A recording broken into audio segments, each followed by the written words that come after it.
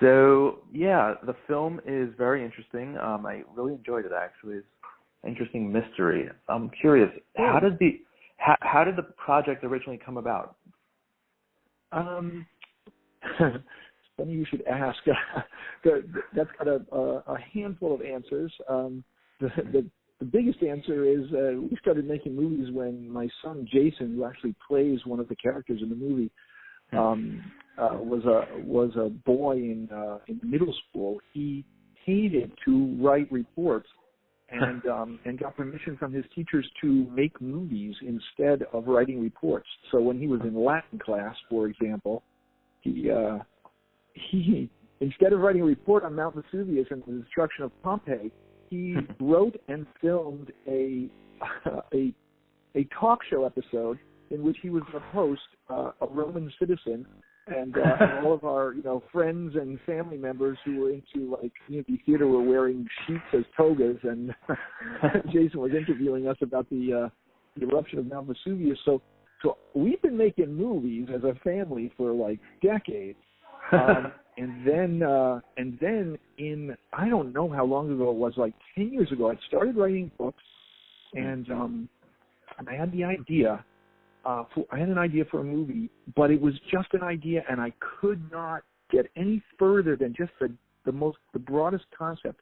I've always been a big fan of movies that challenge viewers' assumptions. Usually it's in the context of a mystery or a thriller, and you just get faked out totally. I'm thinking specifically about, did you ever see the movie The Sting with Robert Redford and Paul Newman? Yes, a while ago. Yeah. Okay, it's basically a con. They're a pair of cons, and they're doing this big long con to get back at this bad guy. Right. And you think as the viewer, you know how this con's going to go, and then at the end, your heroes are lying there dead, and it's like, oh my god, my heart is broken. And they sit up; they're not dead. It was part of the con. So you were assuming you knew everything, and you didn't. Anyway, that kind of movie I love that stuff. And so I had an idea for a movie that basically sort of started at the end, or so you think. You're watching a movie and you're at the middle of this climactic moment, and you get and it's like this big thing happened, and then you see the words at the end on the screen, and you're like, what the hell?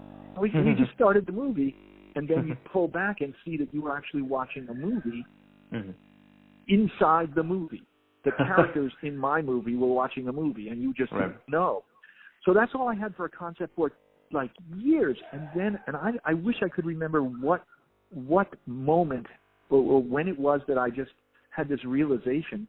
But I realized that those Russian dolls, those dolls that nest inside other dolls, was the perfect metaphor for this device I was thinking about. And as soon as that metaphor came into my mind, the screenplay was written in like a month, maybe 3 weeks. I mean, it was that fast. It was bang. It was almost like this had been percolating in my mind for so long. It just didn't have, I didn't have characters. I didn't have a story. And boy, when it's going to be a story. It's going to be a story about a story inside a story. And it's going to be a story about a Russian woman. She's got a story about, and it just went, and it was just a race. And at the time, we had already made one movie. We made the Perfect Wedding, and I decided, you know what, this is just something I really want to do. I don't know if we're going to be making movies much longer, but this is something that I want to do.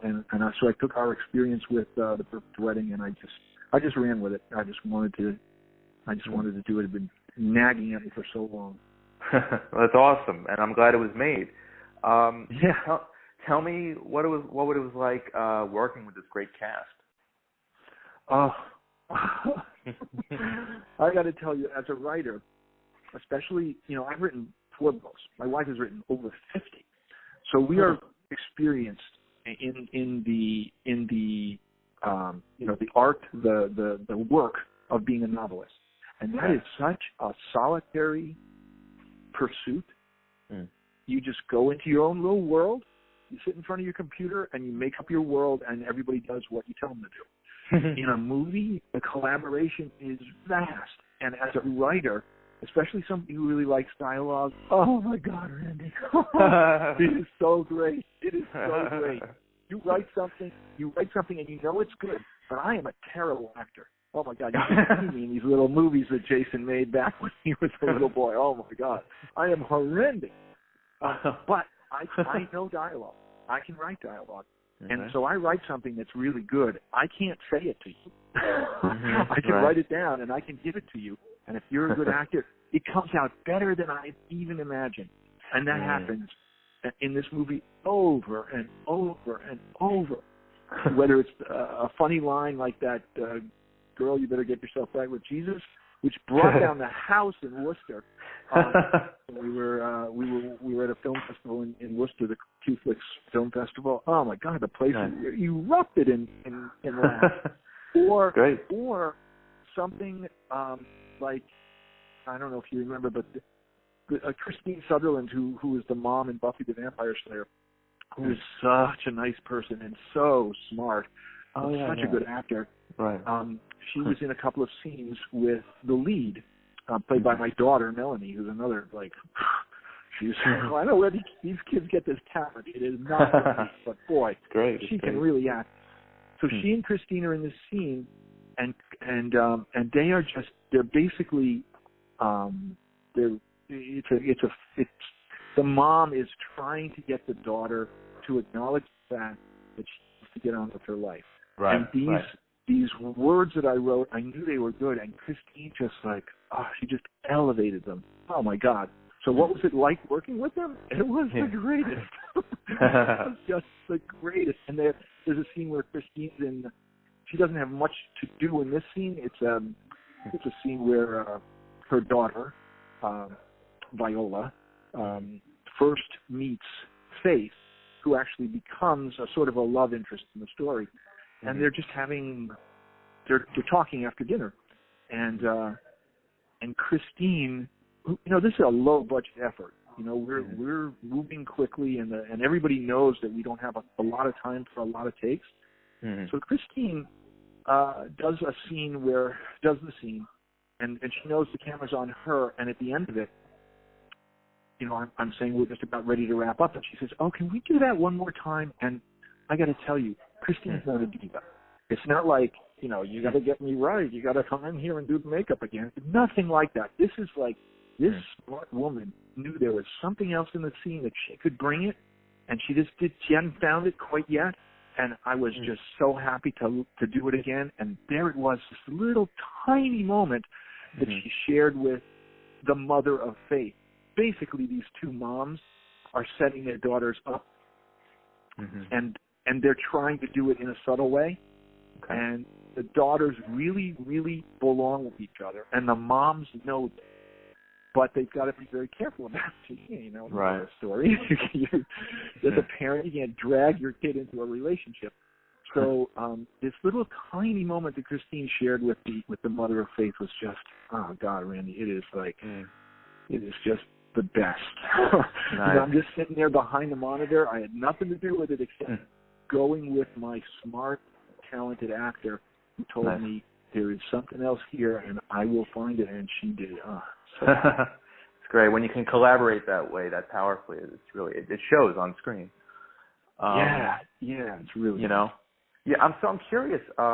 What filmmakers have inspired your craft? Oh well, that's an interesting question. I absolutely love the movies of Alfred Hitchcock. Nice. However, this particular movie, I drew on a movie by oh my God, I'm gonna botch the pronunciation of his name.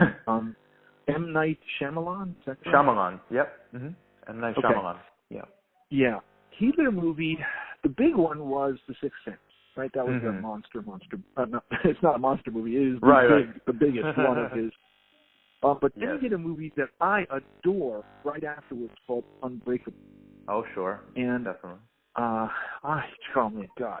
Okay, there are several moments in that movie that are I just love the choices he made by choosing to by basically taking using a camera movement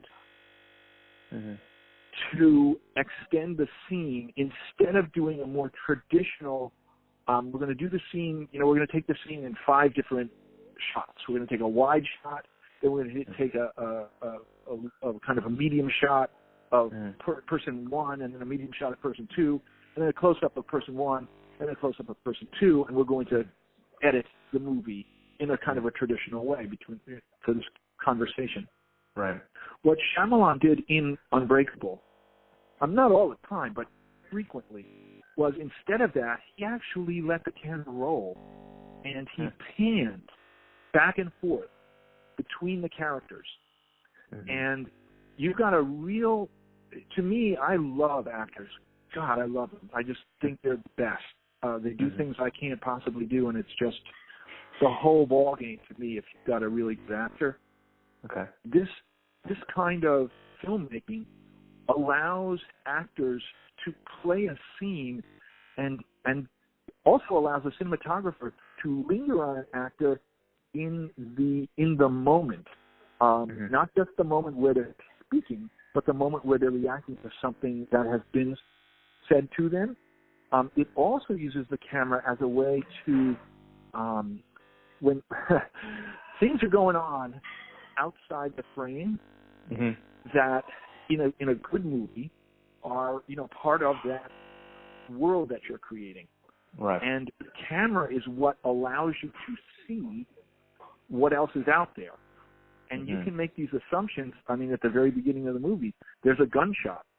And the way that the movie is portrayed, you might think that person A was the person that got shot. But in fact, when the camera moves, you see that person B is the person that got shot. And so this particular movie, I really leaned heavily on that technique. I tried hard to allow the actors to just do a scene rather than chop it up into many, many little bits. To do a nice long scene and let the camera move back and forth to both sort of honor the long take, and also to, when I could, to use the frame and the boundaries of the frame to show the audience that this is a real world. Right. I'm creating this world, and there's, it doesn't begin at the end of this frame at the moment. I can pull it a little bit further back, and show you something that you didn't know was there, that surprises you, that delights you, that scares you, whatever.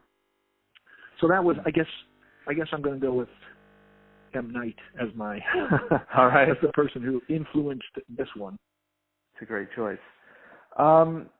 So I'm curious, what do you hope audiences take away from Russian Doll? Ooh, that's a nice question. Thank you. I'm going to say that the final speech. Now, I'll give you two things. As a screenwriter, I'm hoping that people can get into the metaphor of something hidden within something else, which is hidden within something else, because that is, I wrote that all over the movie. There's a play within the movie, and a play is about a play. There are characters many of the characters are hiding truths inside themselves, sometimes to protect or sometimes to hide this inside truth from others. Okay. Sometimes it's to hide an inside truth from themselves. But the final moment of the movie, the lead character does a kind of a monologue, and a voiceover monologue, and in that she expresses this belief that we are all Russian dolls. We're all, to some degree, hiding something inside of ourselves, but when we when we allow our inner truths to come out, when we overcome the fear of living without pretense and without a facade, that we open ourselves up to the real joy of being known, of knowing others and being known and connecting with people on a real, on the deepest level, and then on a level that really enriches us. And although this movie is not about being gay, we as a production company are completely committed to writing stories in which gay characters and female characters and persons of color, characters who are black or brown, are not. Their stories are not based on stereotypes. They are not based on stereotypes. And that kind of awareness, the awareness that our world is full of rich people, and inside all of us we have something really, really special to share, is something that it do very lofty things, but I'd love for some people to come away with those feelings of like, wow, this was really cool, and yeah, she was lesbian, but it wasn't about the fact that she was a lesbian. Right. That's just a part of her character. This isn't a story of lesbianism. This is just a story of a cop solving a mystery, and in the middle of it, she had this personal journey that she had to take, and it was connected to this metaphor of hiding things inside ourselves, either from the outside world or from ourselves, and that although understandable, it actually limits us, and we'd be better served if we could overcome the understandable fear, because it's rough out there. Yeah, it is rough. I know. There's a lot of criticism out there to be for people who try things, who are real, who don't hide. But there's rewards. There's rewards out there for people who can get past that. Of course. Ed, I want to thank you so much for your time today. It's been amazing. The film is Russian Doll. It's fantastic. It's a wonderful mystery, and I think everyone should go see it. Oh, that's great, Randy. Thanks very, very much for taking the time to talk to me about it.